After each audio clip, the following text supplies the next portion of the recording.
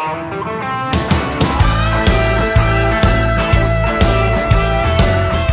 عليكم ورحمة الله وبركاته. أهلا بكم أحلى مشاهدين في الدنيا، مشاهدين قناة وصفات رهيبة مع رشا. ما تنسوش يا جماعة لو مش مشتركين في القناة نشترك كلنا علشان كل يوم بننزل وصفة جديدة ووصفة مفيدة ليكي.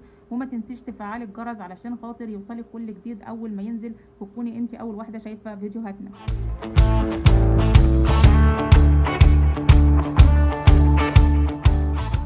السلام عليكم ورحمة الله وبركاته. أهلا بكم أحلى اخوات وأحلى متابعين وأحلى مشاهدين في الدنيا كلها، محبين ومشاهدين وصفات رهيبة مع رشا. ازيكم يا أمارات؟ يا رب تكونوا بخير وبأحسن حال وبأحسن صحة دايما. عايزاكم تطمنوني عليكم يا أهل اسكندرية عشان أنا قلقانة عليكم. أهل اسكندرية امبارح كانوا بيقولوا لي يا رشا احنا متوقعين يحصل حاجات مش لطيفة في الجو، رغم ان احنا عندنا الجو في القاهرة والجيزة صراحة لطيف يعني حاساه اتظبط عن أول امبارح، كانت الدنيا بايظة خالص. فيا ريت يعني تطمنوني عليكم وعرفوني الدنيا ايه، ربنا يا رب يحفظكم جميعا. النهارده هنعمل فيديو مهم جدا، بيقولك ان انت حطي المكون دوت او حطي الحاجه دي في الغساله وهتحل لك مشكله بتواجهك. ايه الحاجه اللي انا هحطها يا رشا في الغساله؟ بصي يا نور عيني، كتير جدا من الناس اللي بتربي قطط، ودول ناس كتير جدا على فكره، دي فئه كبيره. دي فئه كبيره في المجتمع بتربي قطط في البيت، تمام؟ فتلاقي مثلا الهدوم بتاعت ولادها عليها زي ريش كده اسود موجود، او ايا كان لون القطه، فتلاقي زي ريش كده او شعيرات موجود على الهدوم، مهما تغسلي فيها هتلاقيها موجوده. عندك ناس مثلا دلوقتي احنا داخلين على الشتاء، فهتلاقيك حاطه في الغساله صوف مع هدوم تانية، فتبص تلاقي الهدوم زي فيها وبره، تمام؟ عندك مثلا بنوته زي جودي كده مزعجه، فتحط لك مناديل عاديه في لبس المدرسه، فتيجي تغسليه فتلاقي الهدوم كلها جه عليها مناديل، فبرضه وبرت معاكي.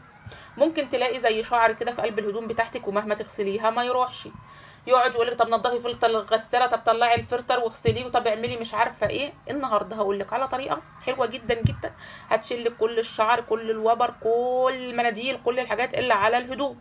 طيب ايه هي الوصفه دي يا نور عيني؟ الوصفه دي يا روح قلبي ما هي الا مناديل مبلله.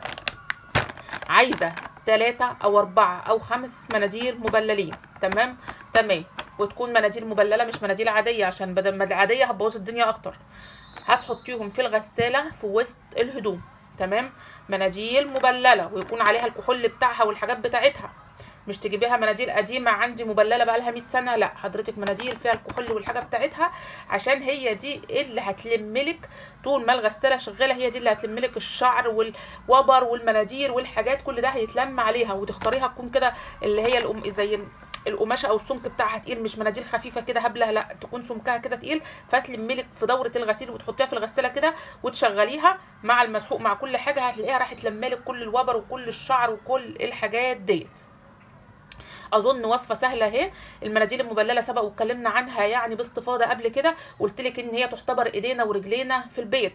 لو انت يا نور عيني قلت لك عايزه تلمعي النجف بتاعك بمنديل مبلل هيرجع لك النجف جديد. قلت لك لو انت عندك ازاز، بدل ما تروحي تشتري الجلانس الفلاني ولا الجلانس العلاني ده بمنديل مبلل ومشيتي كده على الازاز بتاعك في ثانيه هيلمع.